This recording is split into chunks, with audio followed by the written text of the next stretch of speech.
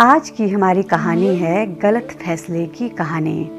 कभी कभी हमारे जीवन में कुछ ऐसा होता है जिससे पता चलता है कि हमारा फैसला कितना गलत था। हम कुछ ऐसा कर जाते हैं जिसके बाद हमें पछताना पड़ता है।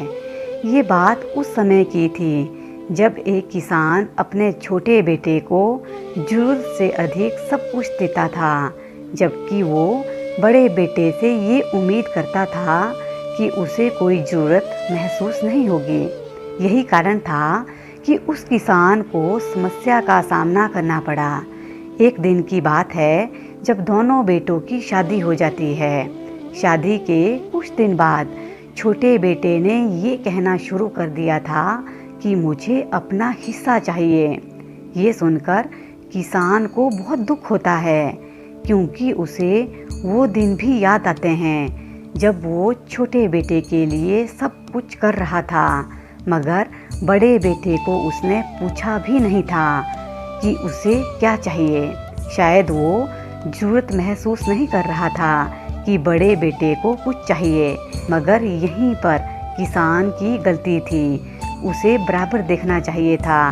मगर जब हम किसी के बारे में अधिक सोचते हैं, अक्सर यही देखा जाता है, हमारी सोच गलत हो जाती है। अगर हम बराबर सोचते हैं तो ये सब कुछ नहीं होता है। जबकि किसान यही चाहता था कि उसके दोनों बेटे साथ में रहे, मगर शायद उसके फैसले ने सब कुछ गलत कर दिया था। अब समय निकल रहा था। अब छोटा बेटा कुछ भी नहीं सुनता है।